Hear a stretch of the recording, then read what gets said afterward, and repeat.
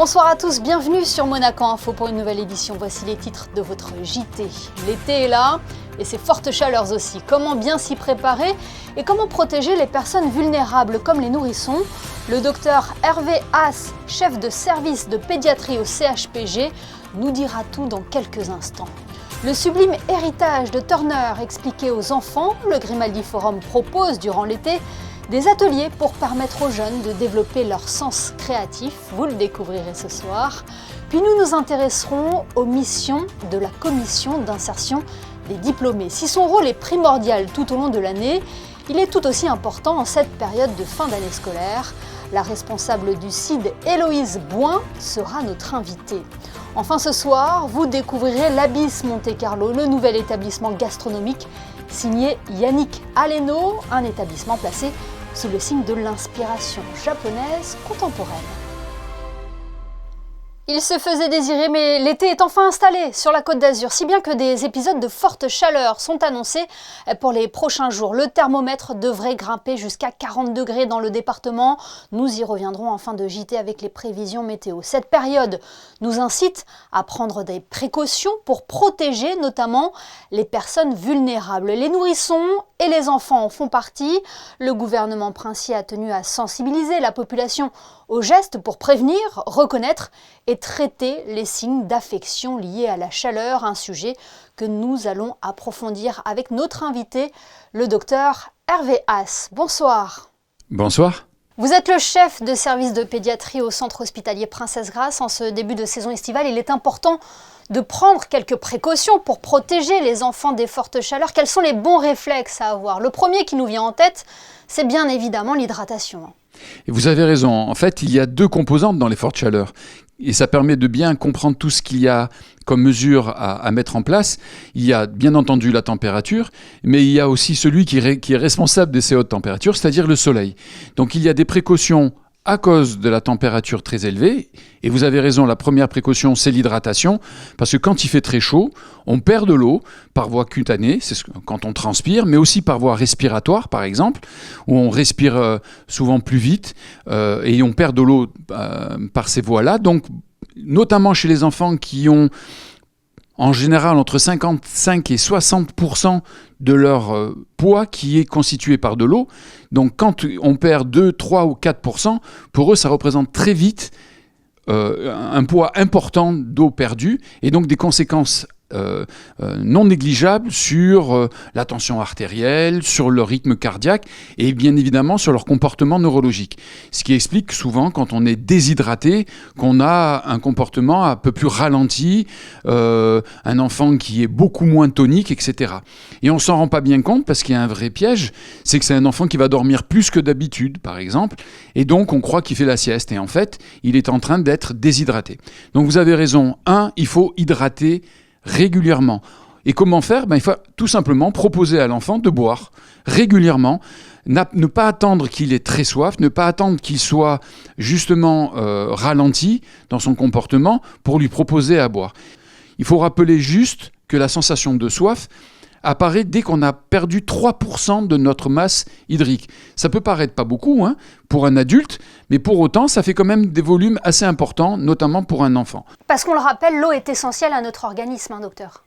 C'est fondamental. On peut se permettre de ne pas manger pendant 1, 2 ou 3 jours. On ne peut pas survivre sans boire au bout de même de quelques heures.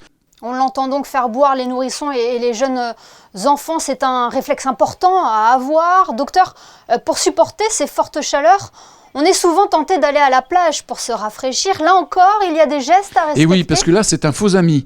On a l'impression qu'en étant sur la plage, même en mettant un chapeau, ce qui est bien, même en mettant l'enfant à l'ombre, ce qui est très bien, même en proposant à boire régulièrement à l'enfant de l'eau, ce qui est très, très, très bien, malheureusement, le fait de la réverbération, d'être dans une atmosphère où on a l'impression qu'il fait moins chaud parce qu'on a une petite brise qui vient de la mer, en fait, l'enfant est soumis à des températures beaucoup plus élevées, surtout si vous allez au moment où il fait le plus chaud, c'est-à-dire au moment où le soleil est au zénith. Entre midi et 14h, c'est là qu'il y a le plus de risques.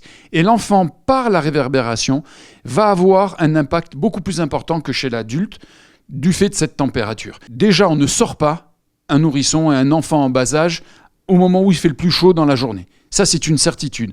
Et dans les autres tranches horaires, c'est-à-dire un peu plus tôt le matin ou un peu plus tard l'après-midi, oui, c'est possible, mais en maintenant toutes les précautions que je viens de dire, port d'un chapeau, de l'écran total sur la peau, parce que l'enfant peut prendre des coups de soleil, même s'il n'est pas exposé au soleil directement, uniquement par réverbération.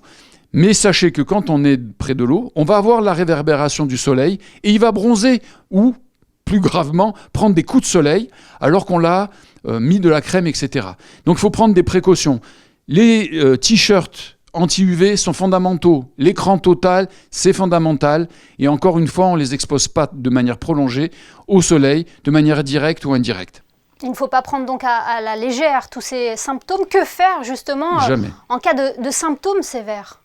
Déjà, remettre l'enfant dans une atmosphère fraîche, proposer des petites gorgées régulièrement, pas en grande quantité, en une seule fois, parce que l'enfant risque de vomir ce qu'il va prendre. Mais si l'enfant a des troubles de la conscience, s'il n'est vraiment pas bien, il n'y a pas d'autre solution, c'est que de se diriger vers un service d'urgence, parce que peut-être que la solution que l'on aura, au-delà de lui donner encore par la bouche, s'il ne tolère pas cette hydratation par la bouche, c'est peut-être de lui mettre une petite sonde dans l'estomac, ce qu'on appelle une sonde gastrique, pour le réhydrater. Et dans les formes un peu plus compliquées ou un peu plus à risque, on peut être amené à perfuser les enfants pour leur amener du liquide, mais pas que du liquide, du sel, du sodium, du potassium et du sucre par voie intraveineuse. Voilà pourquoi il est important et nécessaire de rappeler tous ces gestes à respecter en cas de forte chaleur et de canicule. Et ce message vaut également pour les personnes âgées et vulnérables, docteur. Et oui, toutes les personnes aux âges extrêmes sont à risque. Mais je vais vous dire, même des adultes qui n'ont pas de facteur de risque particulier, s'ils ne s'hydratent pas correctement, ils peuvent se faire piéger. Donc je veux dire, l'hydratation, la prévention de la déshydratation par toutes les mesures que l'on vient de discuter, bien évidemment toutes les personnes vulnérables, quelles qu'elles soient, surtout si elles ont des pathologies pulmonaires, cardiaques sous-jacentes, ou si elles sont âgées, ou si elles sont trop jeunes, ou en tout cas des nourrissons, il faut faire attention et prévenir pour tout le monde. L'eau est un élément fondamental de notre organisme. On ne peut pas en perdre une trop grande quantité sans risquer de mettre sa vie en danger. Eh bien, merci beaucoup Hervé Haas pour tous ces précieux conseils. On rappelle que vous êtes le chef de service de pédiatrie au centre hospitalier Princesse Grasse. Merci beaucoup. Merci à vous. Et passer du temps dans des endroits frais fait partie aussi des conseils que nous aurions pu aborder avec le docteur Haas pour supporter les vagues de chaleur prévues cet été. Ces lieux ne manquent pas en principauté, à l'image du Grimaldi Forum qui présente depuis samedi l'exposition Turner, le sublime héritage. En parallèle, des ateliers jeunesse sont proposés à destination des enfants pour une immersion dans l'univers de l'artiste britannique. Christine Datomel vous en dit plus. Très ouvert et très à l'écoute, une vingtaine d'enfants a participé ce mardi matin à l'atelier pédagogique mis en place au sein du Grimaldi Forum autour de l'exposition Turner. Après une visite ludique de l'exposition, le sublime héritage, un cours d'art plastique inspiré des références artistiques découvertes lors de la visite guidée, a été offert aux petits artistes en herbe. J'aime bien la peinture et j'ai voulu aller à cet atelier pour voir ce que c'était, et j'ai bien aimé. Qu'est-ce que tu as appris ? J'ai appris des choses sur la peinture et des œuvres d'art. J'aime peindre. Et qu'est-ce qu'on t'apprend ? À faire des dégradés. Et est-ce que c'est compliqué ? Oui. Qu'est-ce qui est compliqué ? À faire du plus foncé au plus clair. Et c'est comme ça qu'ils font les grands peintres ? Oui. Cette année, c'est Turner avec son héritage. L'objectif, c'est d'apporter justement aux enfants un vocabulaire qui est spécifique d'après l'œuvre de Turner et aussi de les initier à la notion du paysage qui était 16e, 17e siècle et le paysage contemporain puisqu'il y a aussi 15 artistes qui font partie de l'exposition. À partir de ces œuvres-là, on va leur apporter des supports, des techniques, du vocabulaire et aussi des médiums et des outils différents en fonction de chaque jour, du lundi au vendredi. Destinés à développer la créativité des enfants, ces ateliers sont ouverts aux petits dès l'âge de 4 ans et ce jusqu'à l'âge de 11 ans, du lundi au vendredi, 2 ateliers par jour en fonction des âges. La matinée de 10h à midi est consacrée aux plus jeunes et l'après-midi de 14h à 16h aux plus grands. Le directeur de l'Éducation nationale de la jeunesse et des sports, Jean-Philippe Vinci, était l'invité de Monaco Info hier pour réagir aux excellents résultats du baccalauréat en principauté. Alors qu'il a pris ses fonctions le 1er juillet dernier, Jean-Philippe Vinci nous a confié également l'importance de l'accompagnement des élèves dans leur orientation. La principauté possède plusieurs cellules, plusieurs outils. Pour cela, la commission d'insertion des diplômés en fait partie. Héloïse Boin en est la responsable depuis le mois de mars. Elle est en duplex avec nous. Bonsoir Héloïse Boin. Bonsoir Émilie. Comment qualifier en quelques mots la commission d'insertion des diplômés ? Alors la commission d'insertion des diplômés a pour mission d'accompagner tous les jeunes de la principauté dans le cadre d'une insertion professionnelle. Pour cela, en fait, on a mis en place un partenariat avec les entreprises de Monaco. Donc à ce jour, nous avons 263 entreprises partenaires. Et cela nous permet en fait de proposer des offres d'emploi aux jeunes donc intéressantes, mais également de faire bénéficier aux chefs d'entreprise et aux entrepreneurs d'un remboursement des charges sociales pendant 2 ans, puisque le chef d'entreprise s'engage à recruter nos jeunes pour une durée de 2 ans en CDD ou en CDI. Héloïse Boin, on parle des diplômés à Monaco, mais cela concerne également ceux qui ont décidé d'aller faire leurs études à l'étranger et qui souhaitent revenir et s'établir en principauté. Tout à fait. Nous avons de plus en plus de demandes de renseignements des expatriés, donc qui sont partis à l'étranger pour un emploi, pour des études, peu importe, et qui cherchent donc un point de contact en principauté pour leur retour en principauté. Donc la CID est également un point d'entrée pour toutes ces personnes, que ça soit en termes d'employabilité, donc de retour en principauté, ou de conseils et d'accompagnement. Et vous recevez donc ces jeunes, les conseillers, les accompagnez. Est-ce que vous les sentez concernés par leur avenir professionnel ? L'objectif de ces rendez-vous peut prendre différentes formes. Donc, c'est soit dans le cadre d'une employabilité, donc une recherche d'emploi, donc un accompagnement dans ce cadre-là, soit effectivement pour développer leur projet professionnel. C'est-à-dire qu'on a des jeunes qui s'adressent à la CID pour, par exemple, une demande de stage, une demande d'alternance. Donc, la CID peut également les accompagner dans cette recherche auprès des entreprises partenaires ou non, peu importe, ça dépend du projet du jeune. Et c'est également aussi l'occasion de leur parler d'employabilité aussi. C'est important que les jeunes choisissent leur cursus scolaire en fonction de l'employabilité monégasque. Vous parliez tout à l'heure des entreprises partenaires, parce que l'objectif de la CID, c'est aussi de montrer aux employeurs monégasques qu'ils peuvent trouver en local la main-d'œuvre qu'ils ont besoin. L'intérêt en fait de la CID aussi, c'est qu'on suit ces jeunes.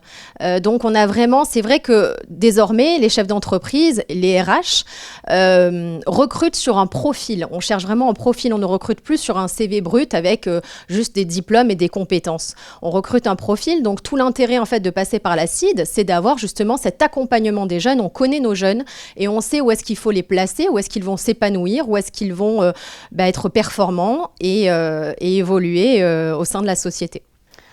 La CID a été créée en 2010. Combien d'étudiants ont été soutenus par la commission cette année ? Alors cette année, en 2023, la CID a suivi 290 jeunes.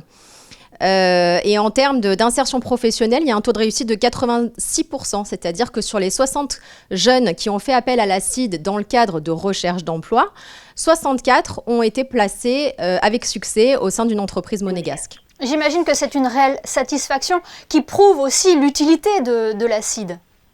Tout à fait, c'est une vraie satisfaction de pouvoir suivre ces jeunes, de pouvoir les accompagner, de pouvoir les voir grandir. Ce qui est intéressant aussi, c'est de s'imprégner du retour sur expérience aussi des jeunes qui ont pu être suivis, comme moi par exemple, j'ai été suivie par la CID à ses débuts, ça remonte un peu. Mais en tout état de cause, c'est intéressant d'avoir ce retour sur expérience des jeunes, que sont devenus nos jeunes suivis par la CID depuis 2010. Héloïse Boin, vous le mentionnez, vous êtes une enfant de la CID et vous avez repris la tête de la commission en mars dernier où vous avez succédé à Muriel Bubio. Quel regard portez-vous sur ces quelques mois écoulés ?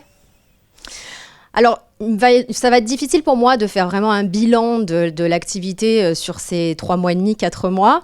En revanche, j'ai quand même toujours été plus ou moins en lien finalement avec la commission d'insertion des diplômés, puisque je vous l'ai dit, de par mon expérience en tant que jeune diplômée, dans un premier temps, mais également de par mes précédentes fonctions au sein de la direction des ressources humaines pour la fonction publique, où j'étais en charge du concours de la formation supérieure d'administrateur. Donc, c'est un concours qui s'adresse aux jeunes monégasques diplômés d'un bac+5.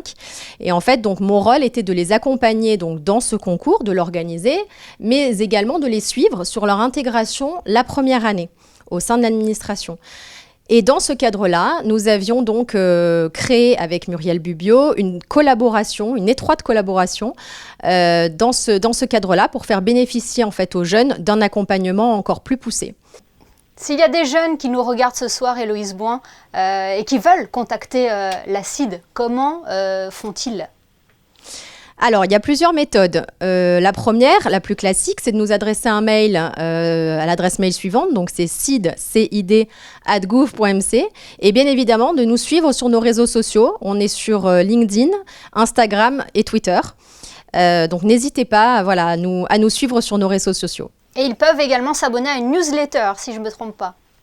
Oui, tout à fait. C'est quelque chose qu'on est en train de développer justement sur nos réseaux sociaux. Il est vrai que la CID va essayer de développer de plus en plus d'ateliers. Non pas qu'elle n'en développait pas par le passé, puisque l'année dernière, 63 ateliers ont été menés par la CID en 2023. Pour autant, je souhaite vraiment maintenir ce dynamisme et l'organisation des ateliers, que ça soit en milieu scolaire ou non d'ailleurs, puisqu'il ne faut pas oublier que la commission d'insertion des diplômés s'adresse avant tout aux jeunes diplômés.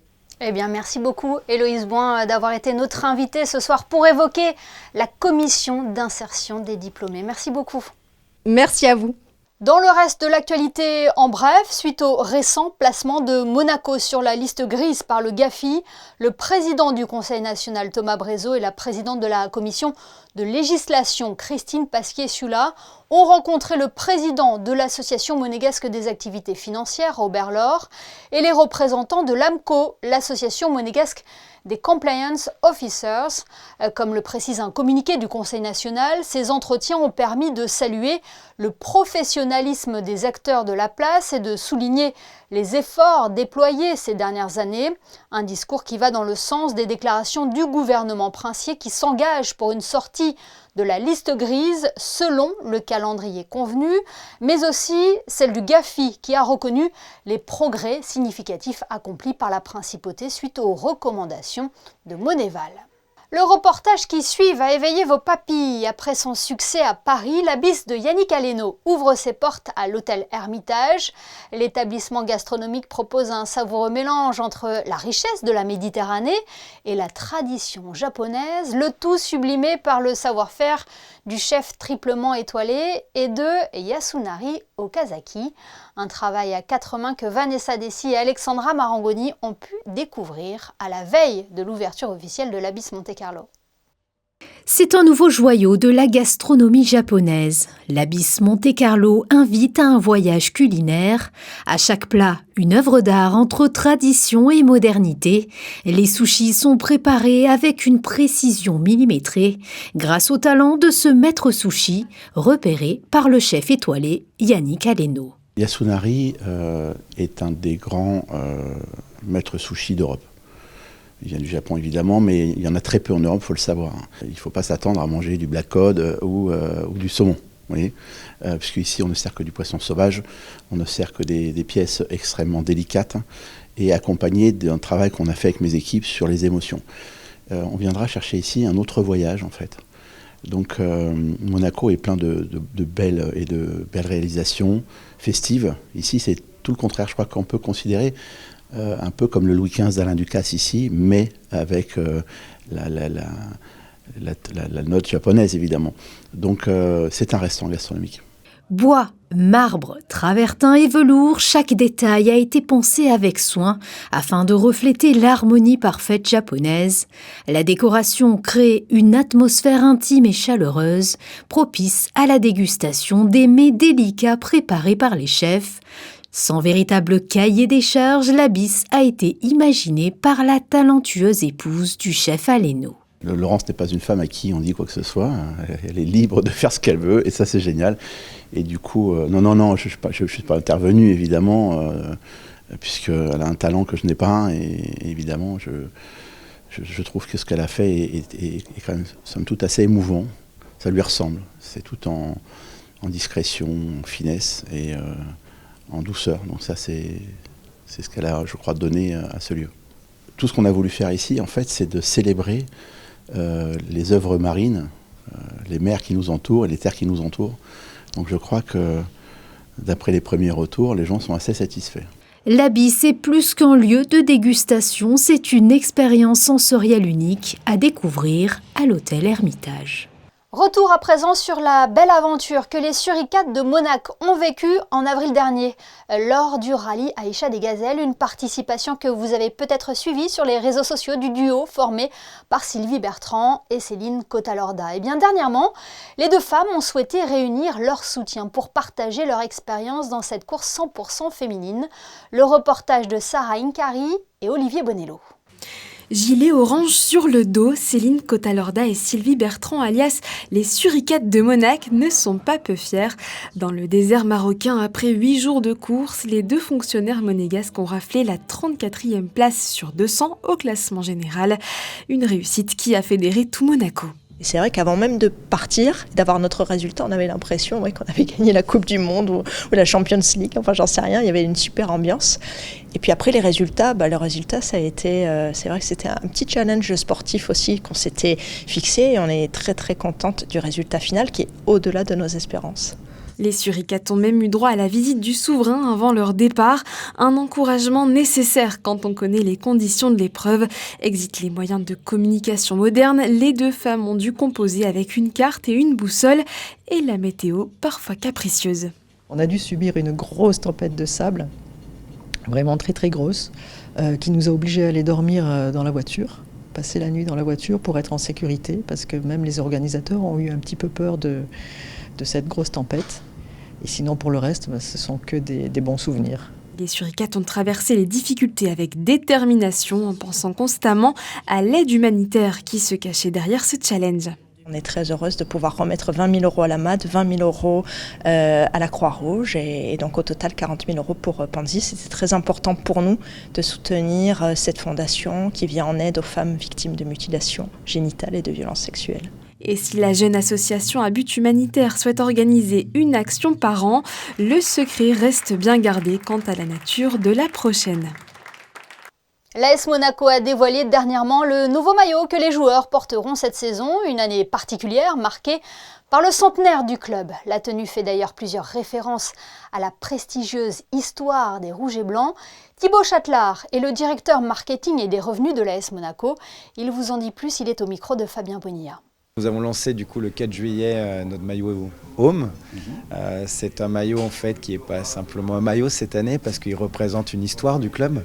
En effet, en fait, sur ce maillot, il va y avoir 8 détails qui représentent les 8 titres de champion de France de l'AS Monaco. Donc j'invite effectivement tous les téléspectateurs, spectateurs et supporters de l'AS Monaco à découvrir effectivement ces détails qui sont un pan de notre histoire et qui est important. Cette année est une année particulière puisque ça va être la saison du centenaire. Donc en fait, ce lancement de maillot lance un petit peu notre saison du centenaire. Et on va avoir en fait 3 maillots différents qui vont raconter chacun en fait une période de Monaco. Donc le maillot Home représente les titres passés, comme je viens de le dire. Ensuite, on va lancer le maillot Away, extérieur, qui va représenter le présent de Monaco.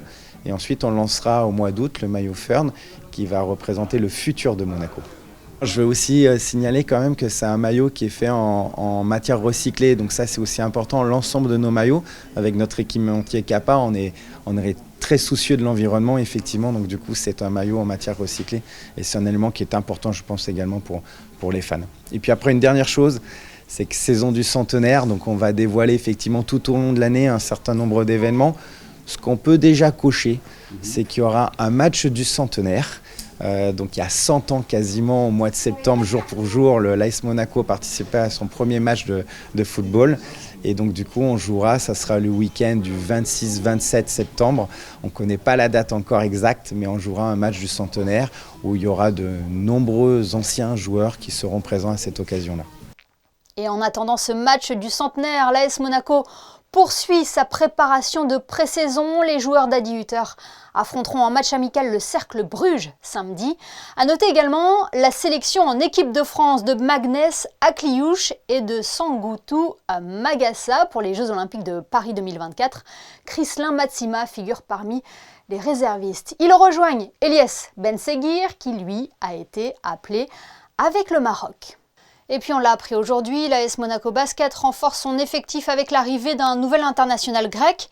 Il s'agit de Yorgos Papagiannis, ancien joueur du Fenerbahçe et du Panathinaikos. Il a également connu la NBA en y jouant 39 matchs dans sa carrière. Le géant de 2,20 m retrouvera son ami Nick Calates qui a motivé sa venue en principauté, avec qui il va connaître les Jeux Olympiques de Paris 2024. Un renfort de poids donc qui vient compléter le secteur intérieur. On reste dans le sport et ses différents stages proposés tout au long de l'été. Après le summer camp du capitaine de la Roca Team, Yacouba Ouattara, nous nous sommes intéressés ce soir au stage d'été organisé par l'AS Monaco Handball. À qui sont-ils destinés et quelles sont les activités proposées? Élément de réponse avec Fabien Bonilla et Jean-Alexandre Dordet. Ils étaient 31 lors de la première session de stage de handball à l'espace Saint-Antoine. Filles, garçons, ils ont entre 8 et 16 ans et sont pour la plupart licenciés à l'ASM Handball. Un stage d'1 semaine du lundi au vendredi pour pratiquer ce sport, mais pas que. Le stage de hand qu'on propose sur les vacances de juillet, c'est vraiment pour clôturer la saison et proposer une activité pendant les vacances. Alors c'est à dominante handball parce que ça reste notre activité, le cœur de notre pratique, mais on essaie de proposer d'autres activités parce que le but c'est vraiment qu'ils découvrent d'autres choses, qu'ils passent des bons moments aussi en collectivité. On a vraiment cet esprit, nous, collectif, de grands et de petits, puisque le stage va de 8 ans à 16 ans. On essaye de mettre un petit peu des échanges sur les différents âges. Ils sont allés par exemple mercredi à Aquasplash pour passer une belle journée complète. Ils ont fait une après-midi canoë, kayak, paddle sur la plage de la Marquée. Donc voilà, on propose d'autres activités, mais la dominante reste handball. Une dominante handball, avec pour ses entraînements une chargée d'encadrement, plus 4 animateurs et éducateurs du club. Le hand, c'est surtout les matinées, on va dire qu'elles sont souvent consacrées au savoir-faire individuel, autour de la motricité, etc.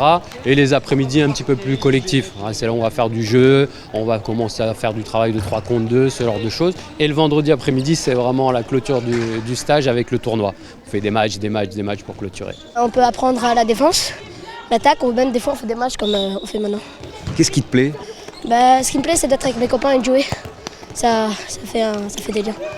J'ai fait plein de copains, ce stage, c'est bien. Tout me plaît, j'aime bien. J'aime bien le physique, le contact, le fait d'aller au tir, qui est de l'adrénaline, tout.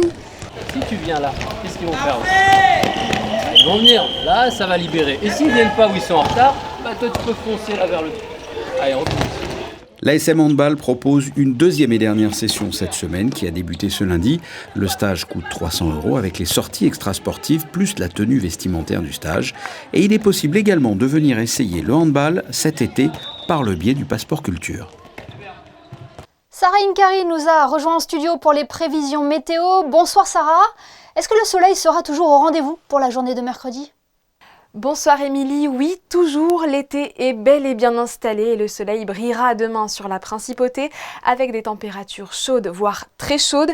Le mercure grimpera jusqu'à 32 degrés dans l'après-midi avec un ressenti de 41 degrés et un indice UV de 9. Pensez donc à la protection solaire et à vous hydrater si vous vous exposez au cours de cet épisode de forte chaleur. Notez enfin que la journée de demain sera dédiée au Ulrich. En effet, n'hésitez pas à appliquer tous les conseils mentionnés en début de JT par le Dr Haas pour vivre un été en toute sécurité. Ce journal est à présent terminé. Merci de nous avoir suivis. Mais l'information continue sur nos réseaux sociaux et notre site internet. On se quitte avec les photos de Manuel Vitali qui vous emmène dans le nouvel écrin gastronomique de Yannick Aleno, l'Abysse Monte-Carlo à l'hôtel Hermitage. Passez une excellente soirée et à demain, 19h, pour une nouvelle édition sur Monaco Info.